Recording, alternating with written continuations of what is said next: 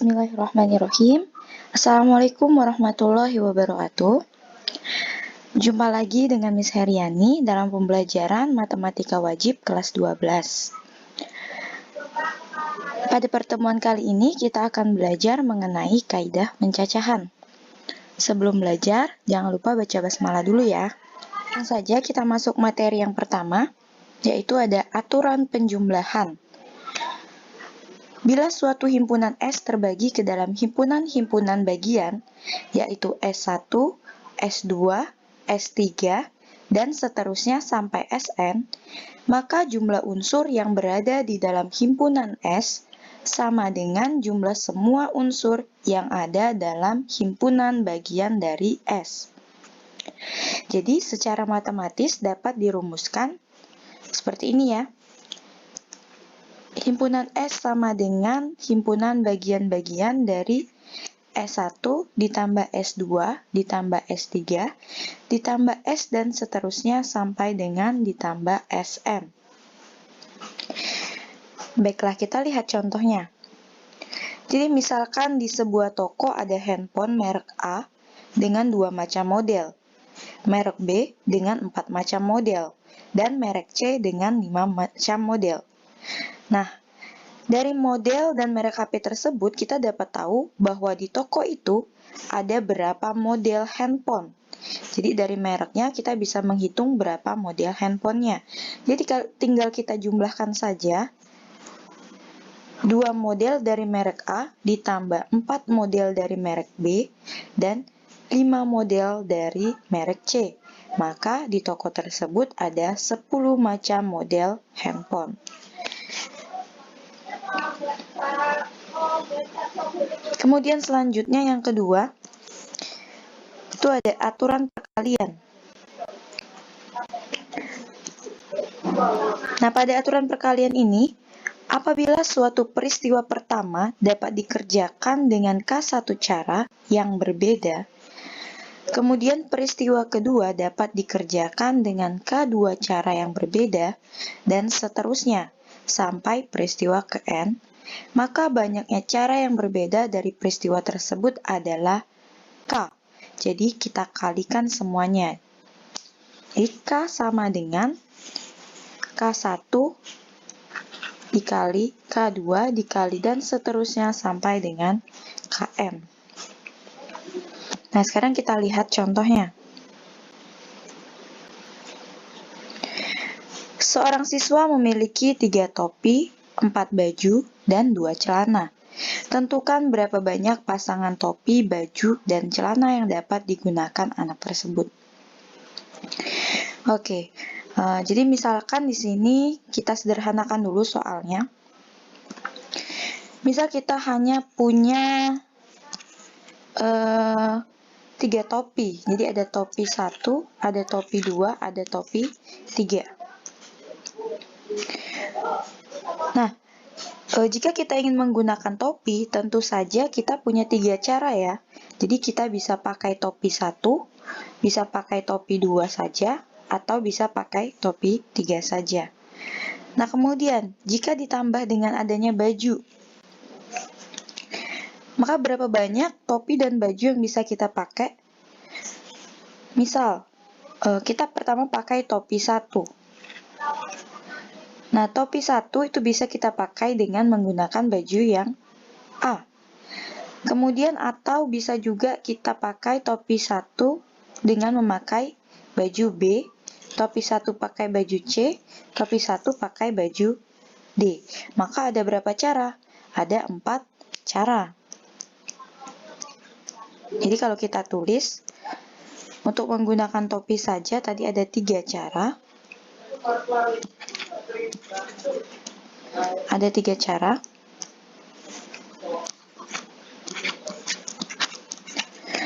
Untuk menggunakan topi dan baju, itu tadi ada, misalkan topi 1 dengan baju A, topi 1 dengan baju B, topi 1 dengan baju C, topi 1 dengan baju D. Maka ada 4 cara. Sehingga untuk menggunakan topi dan baju, ada topi 1, topi 2, topi 3, tinggal kita kalikan saja. 3 dikali 4, ada 12 cara. Karena untuk memakai baju saja itu ada 4 cara.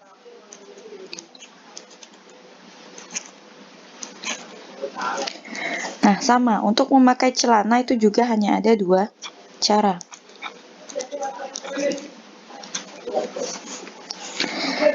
Jadi, jika kita ingin menggunakan ketiganya secara bersama-sama, ada berapa banyak cara? Misal, topi 1 kita gunakan untuk baju A, kemudian kita pakai celana X, itu sudah satu cara. Kemudian topi 1 menggunakan baju A, kemudian menggunakan celana Y, itu sudah 2 cara. Sehingga untuk mencari banyaknya cara dari pasangan topi, baju, dan celana yang dapat digunakan, itu tinggal kita kalikan saja dari setiap kejadian yang berbeda ini. Jadi di sini bisa kita tulis banyaknya pasangan itu adalah 3 dikali 4 dikali 2. Itu sama dengan 24 cara. Jadi ada 24 cara untuk menggunakan pasangan topi, baju, dan celana.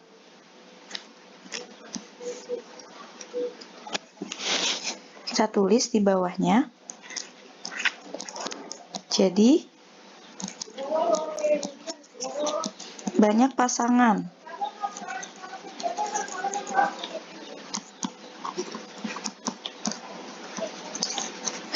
Topi, baju, dan celana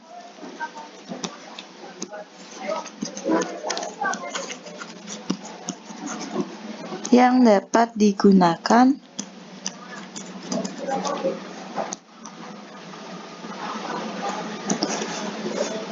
itu ada 24 cara.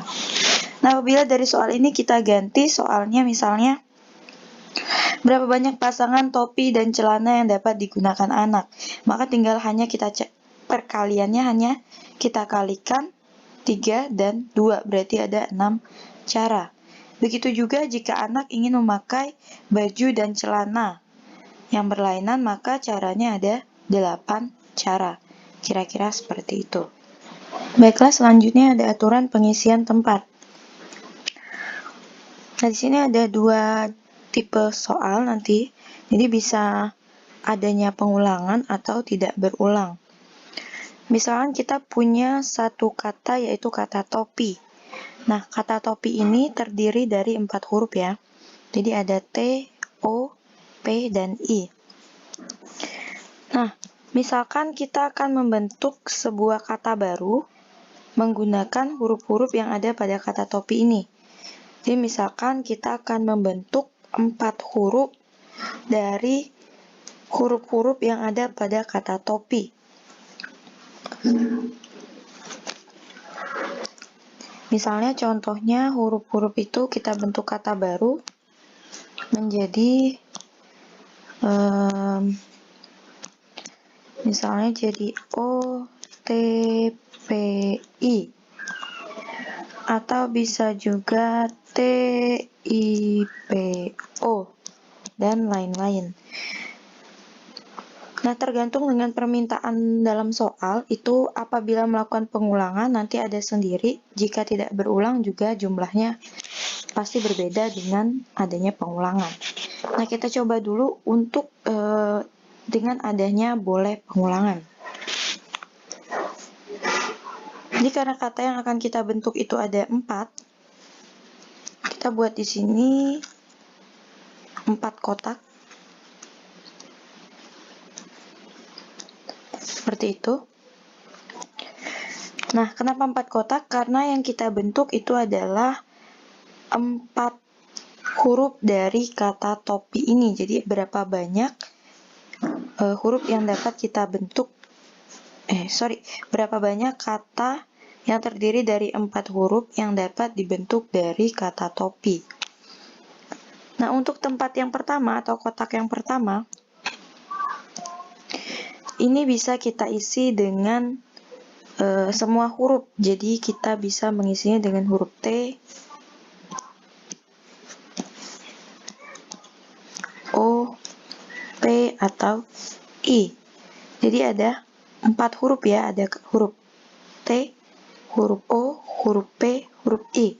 Maka di kotak yang pertama itu bisa terisi oleh 4 huruf. Nah, misalkan kita ambil huruf yang boleh kita isi di sini, misal kita ambil hurufnya adalah huruf T. Nah, maka huruf T sudah menempati kotak pertama. Nah, kemudian kita lanjut ke kotak kedua. Kotak kedua, karena boleh adanya pengulangan, maka huruf-huruf dalam kata topi ini itu masih bisa menempati kotak yang kedua.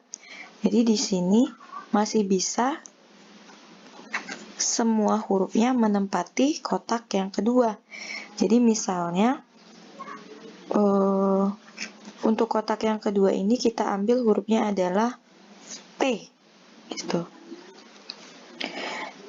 Nah, untuk kotak yang ketiga ini sama, karena boleh adanya pengulangan, maka semua huruf dalam kata topi itu boleh menempati kotak ketiga. Jadi, huruf T, O, P, dan I ini boleh menempati kotak yang ketiga. Jadi, di sini, misal kotak yang ketiga itu adalah, nih, huruf I misalnya.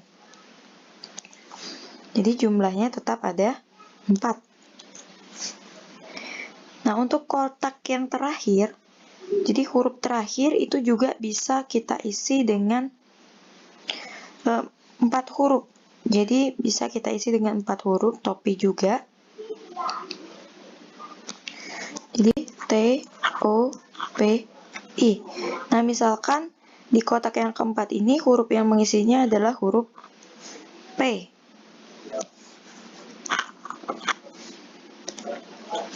Nah, ini boleh ada pengulangan. Jadi, huruf yang terbentuk tadi adalah T, P, I, P. Jadi, itu yang berulang adalah hurufnya P. Jadi, untuk yang pengulangan, ini misalnya contoh kata yang terbentuk adalah T, P, I, P. Bisa juga huruf-huruf lain, atau misal yang pertama tadi kita ambil hurufnya misalnya P ya. Misal huruf pertamanya tadi P, O, T, itu juga boleh. Jadi, dengan adanya pengulangan, maka banyaknya kata yang terdiri dari 4 huruf yang dapat dibentuk dari kata topi itu ada berapa? Tinggal kita kalikan saja. 4 dikali 4 dikali 4 dikali 4. Jadi, 4 kali 4, 16. Kemudian 16 dikali 16. Jadi sama dengan berapa? 256. Jadi ada 256 kata yang terdiri dari 4 huruf yang dapat dibentuk dari kata topi. Nah, kira-kira seperti itu ya. Nah, sekarang apabila tidak boleh berulang, jadi huruf-hurufnya itu tidak boleh berulang. Misalnya mungkin seperti yang kita contohkan ini tadi, ini salah satu contoh dari kata-kata yang tidak boleh berulang. Seperti itu hurufnya. Nah, sama seperti sebelumnya, kita buat dulu 4 kotak, karena yang mau kita bentuk itu ada 4 huruf.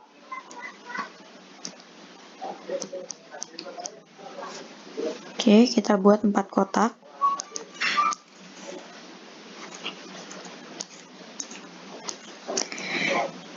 Nah, contoh-contoh dari kata yang tidak berulang seperti ini tadi. Maka untuk kotak yang pertama ini bisa kita isi dengan semua huruf. Jadi bisa kita isi dengan T, O, P, I. Nah, jadi jumlahnya ada 4 huruf. Misal kita ambil hurufnya adalah huruf P. Berarti di sini kita tulis P. Kemudian untuk kotak kedua, karena satu huruf sudah menempati di kotak pertama, jadi tadi P sudah ditempatkan di kotak yang pertama. Maka sisa hurufnya tinggal huruf T, O, dan I. Maka jumlahnya ada berapa? Ada T, O, I. Jumlahnya ada di 3. Jadi, misalkan huruf yang menempati kotak kedua ini kita ambil hurufnya adalah huruf T. Nah, jadi sudah ada huruf P dan T yang menempati kotak. Sehingga untuk kotak yang ketiga, itu tinggal huruf apa yang tersisa? Ada huruf O dan ada huruf I. Jumlahnya ada berapa? Ada 2 huruf. Nah, misalkan yang menempati kotak ketiga ini adalah huruf I. Jadi, sisa huruf kita tinggal berapa? Tinggal 1, yaitu huruf O. Maka, huruf O ini dapat menempati kotak yang terakhir. Jadi, di sini hanya huruf O di kotak yang keempat. Jadi, hanya ada 1 huruf. Nah, kata yang terbentuk adalah PTIO. Nah, ini bisa macam-macam. Misal kita ambil lagi yang pertama tadi T, maka di sini T sudah tidak bisa menempati lagi di kotak kedua. Jika sudah ada di kotak yang pertama, berarti sisa di kotak kedua siapa? O, I, dan R. Nah, kira-kira begitu untuk seterusnya. Maka berapa banyak kata yang terbentuk? Tinggal kita kalikan saja. 4 kali 3 kali 2 kali 1 sama dengan 24. Jadi banyaknya kata 4 huruf yang dapat dibentuk dari kata topi jika tidak boleh adanya pengulangan huruf adalah 24 kata. Nah, selanjutnya kita akan belajar mengenai notasi faktorial. Semoga dapat dipahami dengan baik ya. Apabila masih ada pertanyaan yang membingungkan, itu boleh ditanyakan. Baiklah, selanjutnya kita akan belajar mengenai notasi faktorial. Jadi apa sih notasi faktorial itu? Notasi faktorial adalah perkalian suatu bilangan bulat positif yang dimulai dari 1 sampai n faktorial, atau mulai dari n faktorial sampai dengan 1, itu sama saja. Nah, faktorial sendiri itu disimbolkan dengan tanda seru. Jadi yang ada tanda seru di sebelah n ini bacanya n faktorial. N faktorial itu secara matematisnya dirumuskan dengan rumus ini. Jadi n faktorial sama dengan n dikali n-1 dikali n-2 dikali n-3 dikali sampai dengan seterusnya sampai dikali 3 dikali 2 dikali 1. Nah, untuk lebih mudah memahami rumus ini, langsung saja kita ke contoh soalnya.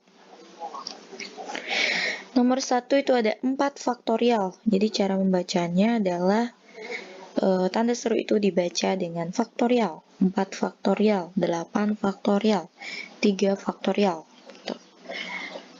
Untuk nomor 1 kita kerjakan 4 faktorial. Ingat definisinya itu adalah perkalian suatu bilangan bulat positif yang dimulai dari 1 sampai dengan n faktorial. Nah, atau lebih mudahnya, kita mulai saja dari n faktorialnya sampai dengan dikali 1. Jadi, kalau di sini ada 4 faktorial, maka perkaliannya mulai dari 4. Jadi, 4 dikali 3, dikali 2, dikali 1. Jadi, perkaliannya dari n faktorial, di mana di sini n-nya adalah 4, sampai dengan 1. Jadi, tinggal kita tulis hasilnya sama dengan 24.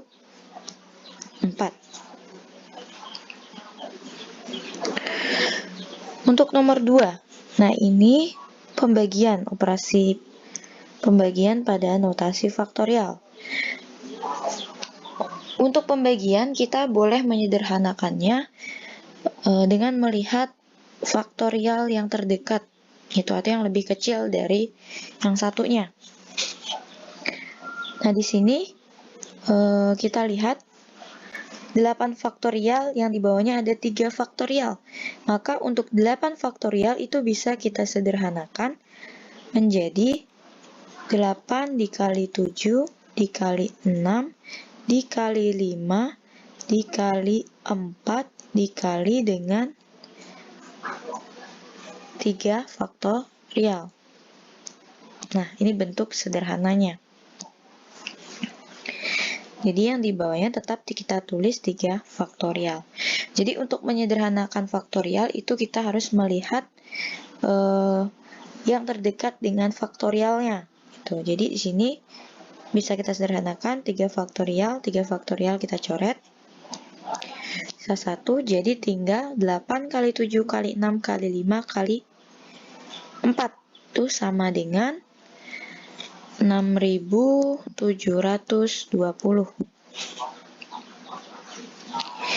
Selanjutnya nomor 3. Nah, untuk nomor 3 ini ada operasi perkalian dan operasi pembagian. Nah, di sini kita tidak boleh langsung menyederhanakan 16 dibagi 14 atau cara sederhana yang seperti itu, sama-sama dibagi 2. Misalnya ini 8 faktorial, ini jadinya 7 faktorial, itu kita tidak boleh. Jadi cara menyederhanakannya sama dengan cara yang di atas. Kita cari faktorial yang terdekat. Jadi 16 faktorial itu yang paling besar ya. Kita cari yang terdekat dengan 16 faktorial. Apakah itu 14 faktorial atau 5 faktorial? Nah, kita ambil yang sangat dekat. Jadi ada 14 faktorial. Sehingga kita tulis 16 faktorialnya, kita sederhanakan menjadi 16 dikali 15 dikali 14 faktorial. Kemudian yang di bawahnya tinggal 14 faktorial dikali 5 faktorial. Faktorial yang 5 ini 5 faktorial kita jabarkan. Berarti 5 dikali 4 dikali 3 dikali 2 dikali 1. Nah, tinggal kita sederhanakan yang bisa kita sederhanakan. Jadi 14 faktorial sama-sama kita coret dengan 14 faktorial. Kemudian 16 bisa kita bagi dengan 4, itu sama dengan 4. Lalu 15 bisa kita sederhanakan dengan 5 kali 3, sama-sama 15 ya, jadi 15 bagi 15 sisa 1. Kemudian tinggal 4/2 kali 1. Nah, di sini yang 4-nya ini bisa kita sederhanakan dengan 2. Jadi sisanya adalah 2 ya, sisanya 2. Ini salah. Oke, jadi sisanya adalah 2. Maka hasil dari 16 faktorial dibagi 14 faktorial dikali 5 faktorial itu sama dengan 2. Nah, jadi seperti itu cara menyelesaikan perhitungan menggunakan notasi faktorial. Baiklah, sampai di sini apabila ada yang ingin ditanyakan, tuh boleh langsung saja ditanyakan. Kita cukupkan pembelajaran hari ini sampai di sini. Kemudian untuk pertemuan selanjutnya itu kita akan belajar mengenai permutasi. Jadi, Miss akhiri. Assalamualaikum warahmatullahi wabarakatuh.